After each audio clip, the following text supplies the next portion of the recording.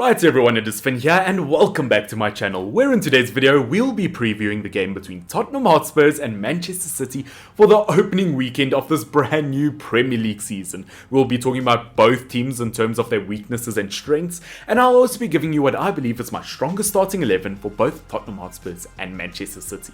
And of course, talking about both teams and this fixture as a whole, spoiler alert, I am going to mention Harry Kane's name quite a few times. Talking about Harry Kane, yes, I do realize that I am in a totally different setup. I promise you I have not ran away from home. I'm just away from home for the next 3 or so weeks, but I will continue recording videos because the grind must continue.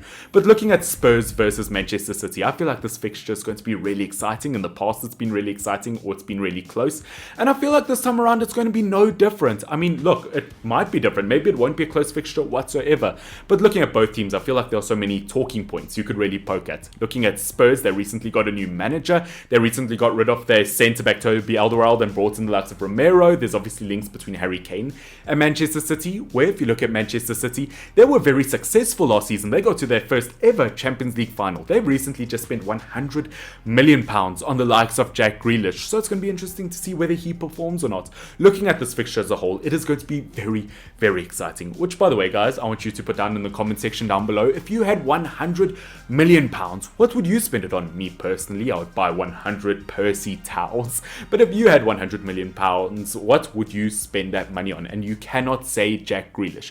Now, as I said, looking at this fixture as a whole, I feel like it is going to be exciting. In the past, it's been really, really exciting, but I think it all comes down to whether Nuno Santo, whether his team gels, whether Tottenham Hotspur gels under new management. I feel like Nuno Santo is a fantastic manager. I think at Wolverhampton Wanderers, he achieved great things. He obviously got them promoted into the Premier League. His first 2 seasons back in the Premier League, achieved 7th place on the table. That's fantastic. I mean, Arsenal can't even achieve that nowadays. I feel like he is a fantastic manager, and it's going to be interesting to see whether he succeeds at Tottenham Hotspurs. I feel like defensively they are a lot weaker this season. I feel like Toby Alderweireld was a fantastic centre-back, and they will miss him. It's going to be interesting to see whether Romero from Atalanta is the perfect centre-back for them.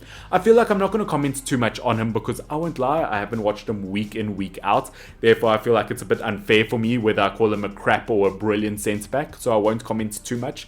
Only time will tell. But in terms of their defense as a whole, I just still don't feel like it's Spurs' strongest defense. In terms of their midfield, they've got a few brilliant midfielders, but once again, very weak in terms of depth.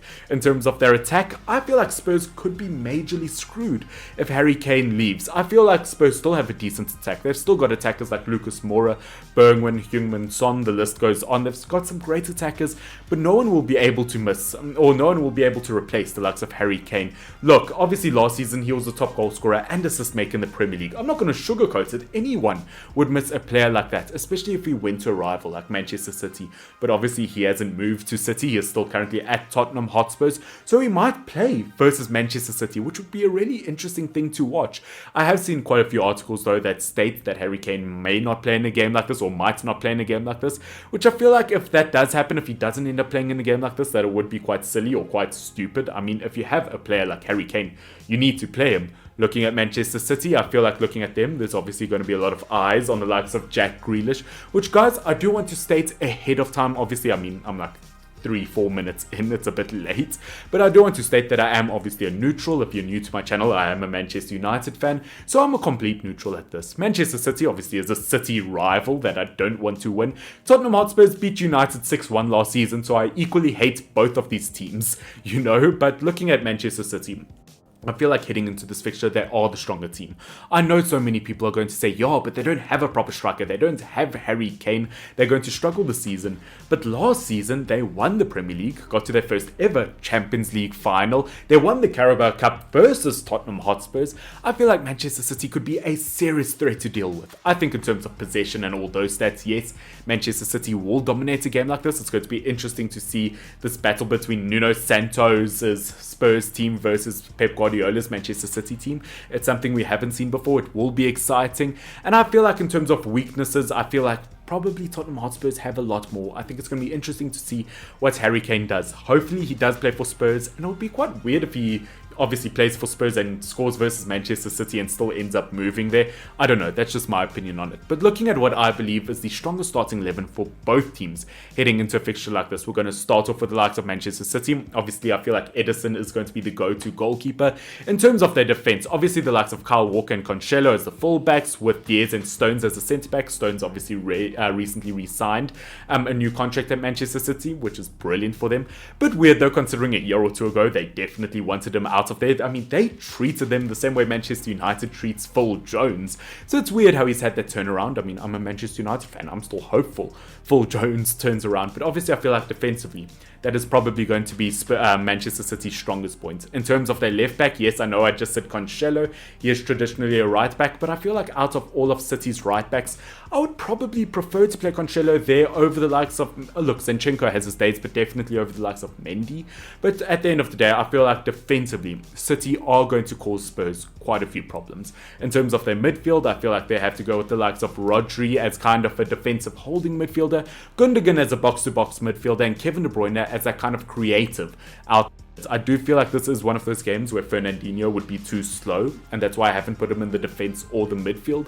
In terms of City's attack, I'm not going to put their new boy Jack Grealish in. I think it's too early. I don't think he's really set into Manchester City's current team yet. Yes, Sterling, it's going to be controversial whether Sterling should start over Jack Grealish, but obviously I think he's just a bit more used to this team. Obviously Mahrez as a right wing, I feel like on his days, one of the best right wings in the entire league. Fantastic player at the end of the day. And in terms of the striker, I have gone for the likes of Foreign Torres. Yes, I know not actually a striker option, but I feel like if you play Foreign Torres in that false 9 position, he was brilliant at it last season, and I feel like versus Tottenham Hotspurs could cause quite a few problems. And I feel like putting this team out, I think Manchester City, it just proves how strong they are. I feel like there are so many big names I've left out. Obviously players, as I said, like Zinchenko, there's players like Laporte, Phil Foden, Gabriel Jesus, who I have not put in the squad, but it just shows how strong Manchester City is, and I think it's going to cause Spurs quite a few problems. Obviously looking at Spurs, as I said, it all comes down to whether they actually have Harry Kane in their squad or not. If they do have Harry Kane, I believe the best way going forward is a front three of Harry Kane, Son, and Lucas Moura. Whether you play Lucas Moura or Bergwijn, I'm not too sure. I'm a bit indecisive, but I feel like Lucas Moura has shown a bit more consistency. In fact, I would almost put Harry Kane as a striker and have 3 behind him, with obviously Son, Moura, and as an attacking midfielder, I would go for Dele Alli. He hasn't been awful so far through pre-season friendlies. Yes, I know in the last year or two he's been quiet, but I don't feel like his time's quite done. I feel like he could still give something to this club.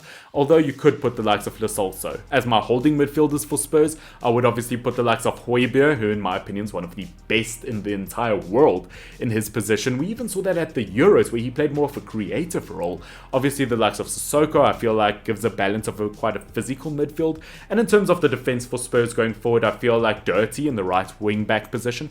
Going to be interesting to see how he plays in the Spurs team, because obviously Santo managed him at Wolverhampton Wanderers.